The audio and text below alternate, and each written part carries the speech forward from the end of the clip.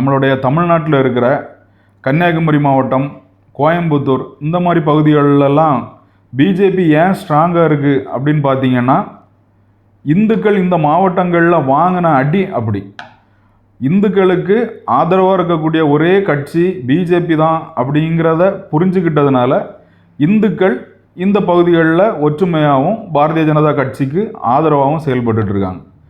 இப்போ இந்திய அளவில் பார்த்திங்கன்னா, வடக்க உள்ள மாநிலங்களில் அந்நிய படையெடுப்புனால் பாதிக்கப்பட்ட அளவுக்கு தமிழ்நாட்டில் பாதிப்புகள் கிடையாது. இப்போ நம்ம ஒரு டூர் போகிறோம் வட இந்தியா அப்படின்னு சொன்னால், அங்கே உள்ள வரலாற்று சின்னங்களை நமக்கு காமிக்கும்போது பார்த்திங்கன்னா, கிட்டத்தட்ட ஓரளவுக்கு 199% பிரதான கோயில்கள் எல்லாமே முகலாயர்களால் உடைக்கப்பட்டிருக்கும், சிதைக்கப்பட்டிருக்கும். அங்கே உள்ள சிலைகள், தெய்வ விக்கிரகங்கள் பார்த்திங்கன்னா முகத்தெல்லாம் சிதைச்சி வச்சுருப்பாங்க. ஏன்னா அவங்களுக்கு நம்ம கடவுள்கள் மேலே ஒரு பயமும் இருந்துச்சு. அவங்க கை கால்களை உடைச்சா கூட அந்த சிலைகளுக்கு சக்தி இருக்கும் அப்படின்னு சொல்லி நம்பினாங்க. அதனால முகத்தை சிதைச்சா எப்படி ஒரு மனுஷன் உயிரோடு இருக்க முடியாதோ, அதே மாதிரி அந்த சிலையோட முகத்தை சிதைச்சிட்டா அந்த சிலைக்கு சக்தி இருக்காது அப்படின்னு சொல்லி இந்த முகலாயர்கள் நம்பினாங்க.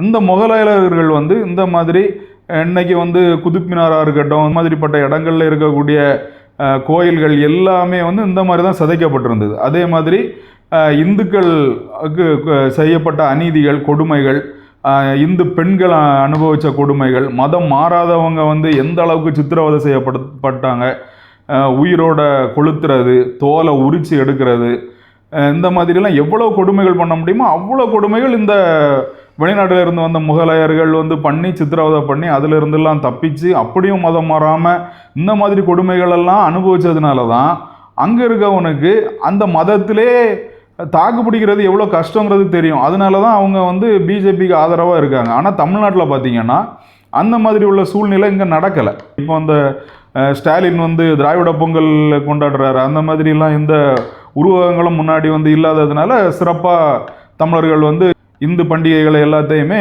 கொண்டாடிட்டு இருந்தாங்க.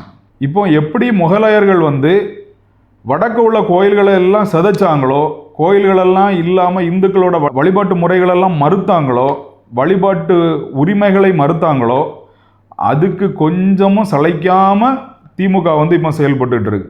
இனிமேல் உள்ள காலங்களில் நீங்கள் பார்த்தீங்கன்னா நம்ம காமிக்கலாம்.